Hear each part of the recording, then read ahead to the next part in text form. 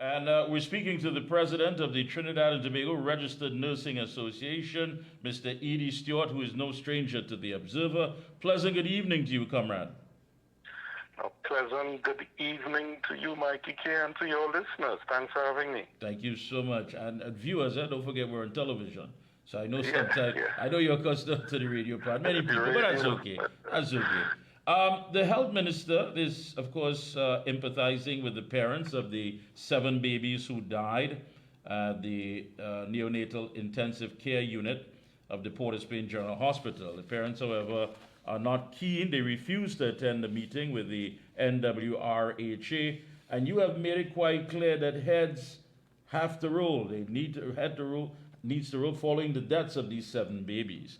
I mean, looking at it, and many people are weighing in and say, listen, since COVID, one would have thought that there would have always been some sort of process or system in place when it comes to sanitizing and making sure everything is on par with hygiene and what have you. What happened here? I mean, are we ever going to get anyone that we can say to hold accountable for the loss, the lives of these 7 youngsters, these 7 babies? Well, you touched on so many issues there, Mikee K. Let me see if I could pull apart some of those issues.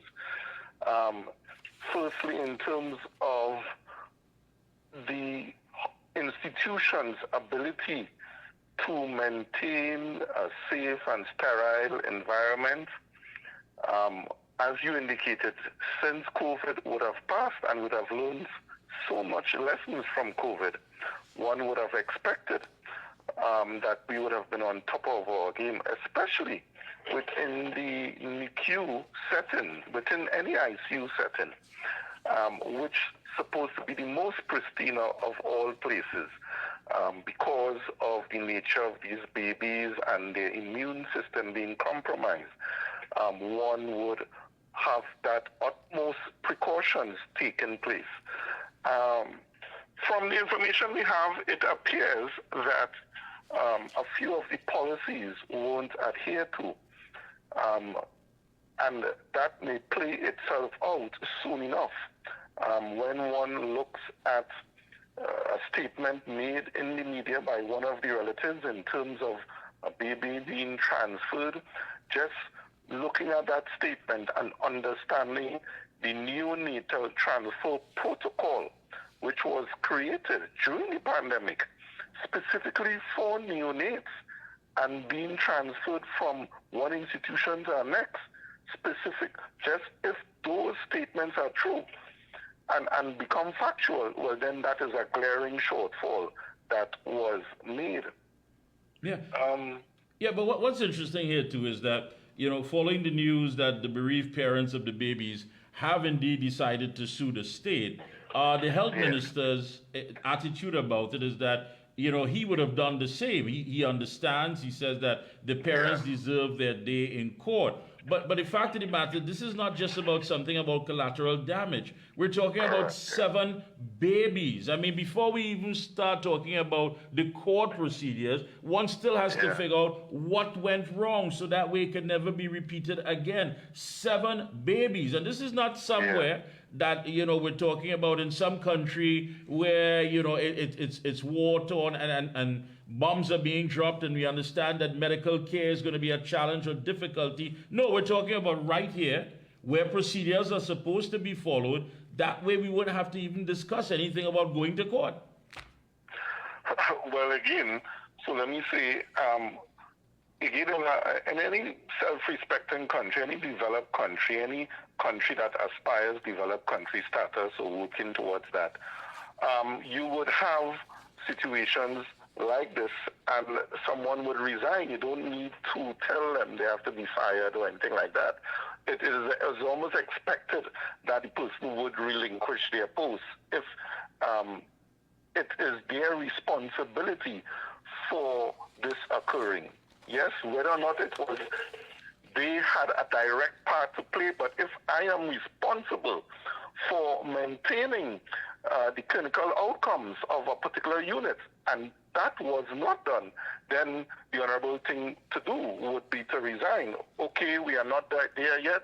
We are developing, so we could understand now. You would have to wait until an investigation comes about to really execute that. But let me say also, I'm really saddened that the only way citizens believe they can get redress is if they go to the courts. The courts, it's a very long and cumbersome scenario.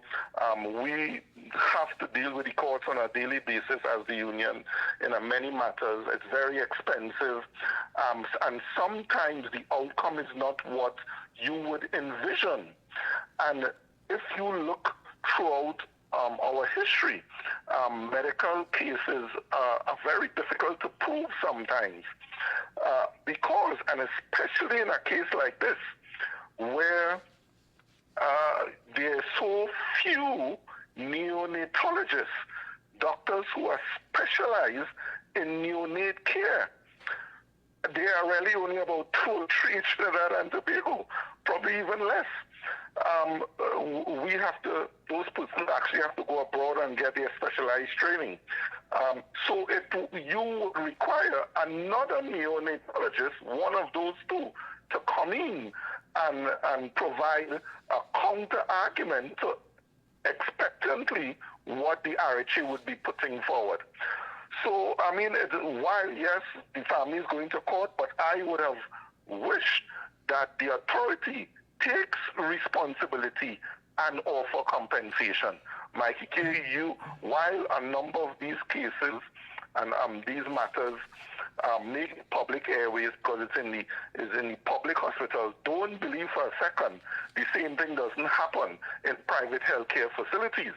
Don't believe that for 1 second. But how the private care facility deal with it is they accept liability, pay out what is necessary, and the relatives doesn't have to go through that emotional distress. And that's the difference, Mr. Stewart. You are so correct. That's the difference. It is not something that people try their best to play a blame game and try as best to be evasive when dealing with the issue and not facing it head on. I mean, again, you have a health minister who is saying people are calling for his resignation. And his rebuttal to that is, when Crystal Ramusa died in San Fernando, did people call for the health minister was at that time, Dr. Fuad Khan, when somebody got, it's so insensitive and so uncaring that you would bring this about. I mean, what are you trying to justify? We're talking about 7 babies. 7 babies. This is not the time to talk about who did what and who did whatever. The right thing to do, the most professional thing to do, would be to say, listen, let me get out of this job, let me resign, and that way we can really and truly have a serious investigation as to not to have this repeated anytime in the near future. Totally unacceptable. So I understand, of course, you and your association are looking on and saying, listen, we just simply want to make sure that the areas that these things are being done, that they are very much clean, they're sanitized, not just for the patients, but also for medical staff as well. Yes. Our focus at the association is really threefold. I mean, we have many issues ready to deal with, but our focus, and if nothing comes out, nothing beneficial comes out from the unfortunate passing of these neonates who didn't have that opportunity at life, if something good is to come out of this, let us do a few things. One, let us enact the health sector accreditation council. It's supposed to be a statutory body. There's a full document created by the government of Trinidad and Tobago with funding from the IDB since 2002. That is the organization that I just heard the news, but the relatives and the lawyers are calling for independent investigation. That is the body who ought to be executing this investigation as we speak. In fact, they would not even wait for an investigation. They would have been monitoring each and every facility, health facility throughout Trinidad and Tobago to prevent what we have right now. So that is our main focus, to get that body off the ground and to follow the policy that document spoke about. That there's a manual which ought to be followed to make sure you tick off all the checklists to ensure the quality of healthcare is being delivered at an acceptable standard. And unfortunately, in Trinidad and Tobago, over successive regimes, mind you, because we had fallen out with all persons. So that is why we focus on what is the central issue. And the central issue is we need independent bodies to regulate, to accredit, to sanction, to discipline. We need independent regulatory bodies, and none exist currently. So the only person to really regulate the RHAs as we speak, or to regulate the private hospitals as we speak, is the very Ministry of Health. So the Ministry of Health, which gives funding to the RHAs, is the same one who has to regulate them and tell them if you're doing wrong or not. And that is why we really can't achieve a health care that we so desire. And the amount of money we are pumping into the healthcare system, we could do so much more if we have some of these independent regulatory bodies. The same way, you cannot open educational facility in Trinidad and Tobago to teach anything in terms of tertiary education or post-secondary education. You must get approval from the Accreditation Council of Trinidad and Tobago. Imagine, to teach, you need accreditation status from ACT. To open a healthcare facility that deals with persons' lives, you don't need any approval. You just need to pay a minimal fee and go and open a major hospital and take care of persons. Yeah. That is the craziness that is going on in Trinidad. Yeah, so anything goes. But one of the things that stood out with your comment to me is that you said that the association would be looking for which middle management and upper management would be held responsible for what took place. Are you sort of sounding a warning that this is not going to be about taking some junior staff member and throwing them under the bus? And that is how it has been over the years. But on this occasion, we are definitely sounding a warning. That is not going to happen. That is not going to cut it on this occasion.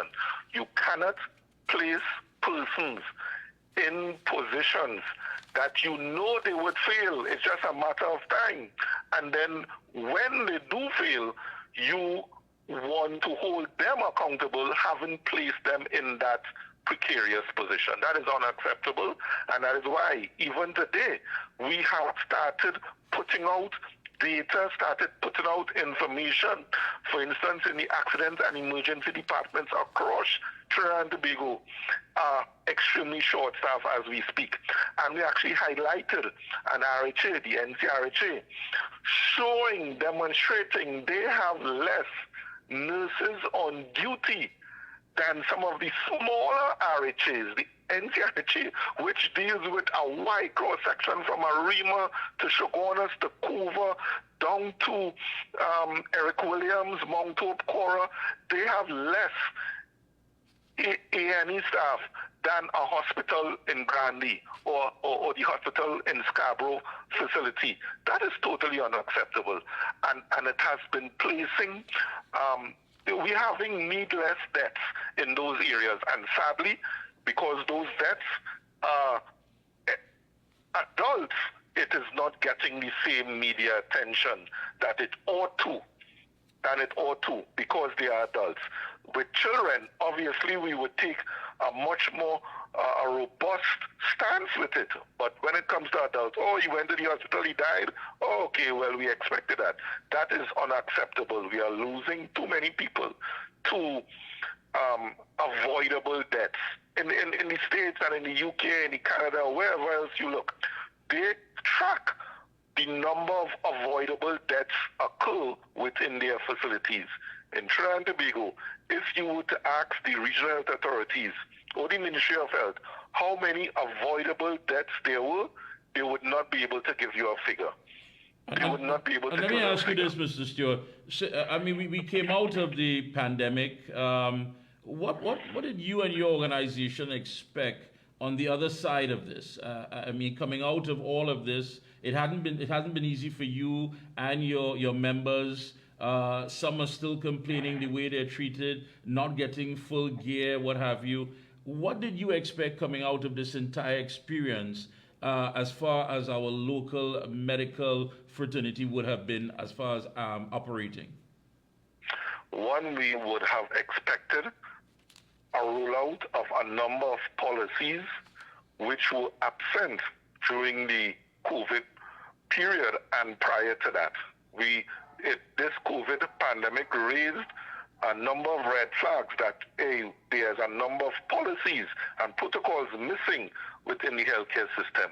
Two, we would have expected the government to realize the importance of nursing and midwifery personnel and would have ensured and understand that if you do not have the appropriate nursing staff, the appropriate complement of nursing staff within the walls of your hospital, then the outcomes would be negative.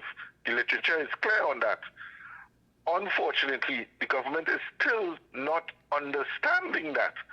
And it still continues up to today where we have inappropriate patient-to-nurse ratios, which is having negative outcome.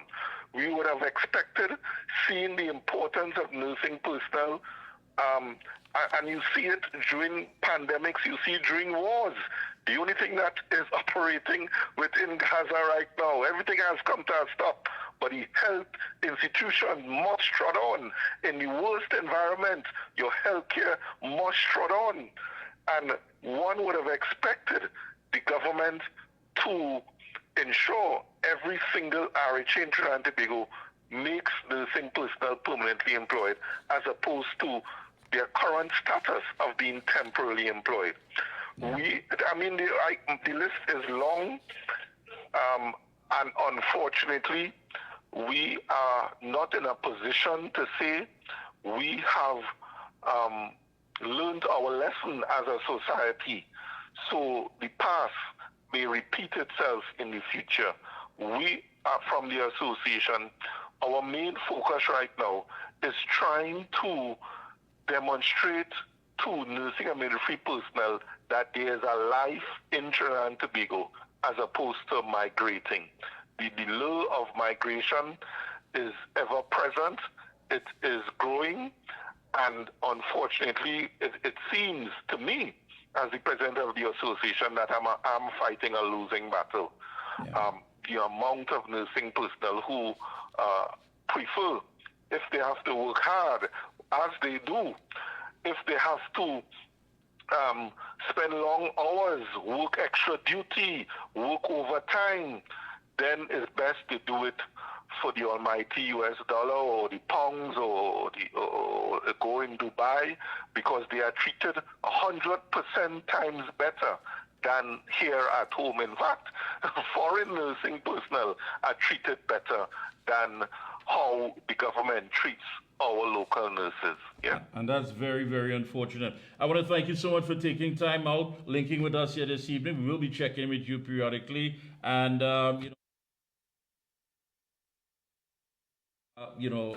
hold strong, and you and your entire staff and your members keep up the good work. We really and truly applaud you, but we know it's not easy out there. Thanks for having me. Enjoy your night. Thank you.